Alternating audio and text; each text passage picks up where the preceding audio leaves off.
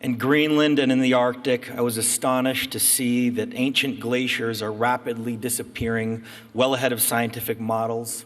In India, I met farmers who have seen their crops, their very livelihood, literally washed away by historic flooding. There's no doubt to the world scientific community that this is a direct result of human activity, and the effects of climate change will become astronomically worse in the future.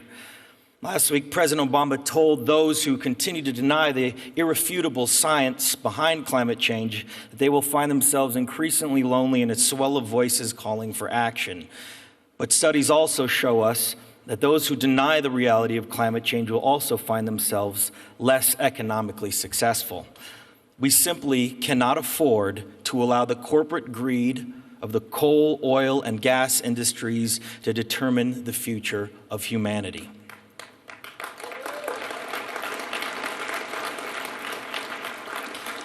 Those entities with a financial interest in preserving this destructive system have denied and even covered up the evidence of our changing climate.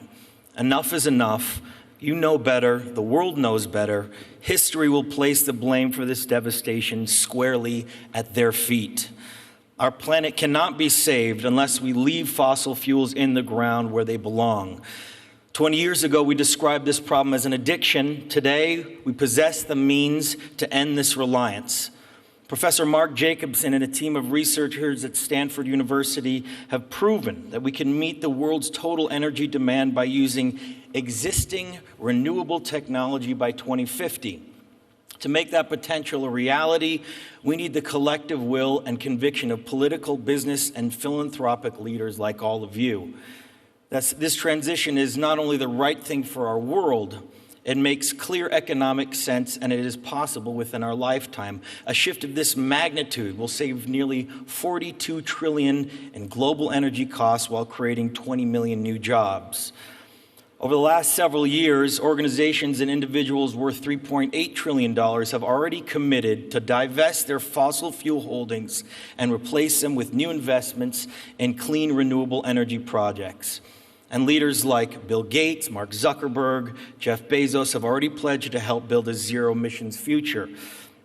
I ask you to join them, because if we all do our part and act with bold leadership, we can achieve major, meaningful progress. It is not only an inevitable transition, it is also imperative for the future of our planet. Which brings me to the other side of this very important issue, and the flip side to the environmental crisis, and that is the protection of our planet's last remaining natural ecosystems. Ecosystems that provide us with breathable air, drinkable water, fertile soil, and bountiful seas. These complex ecosystems can never be replaced, and they are the foundation of our global economy and, more importantly, our interconnected climate. Life without them, as we know it, would simply collapse. 15 years ago today, I developed my foundation to focus on these critical issues. Currently, less than 3% of all philanthropic giving goes to defending our planet.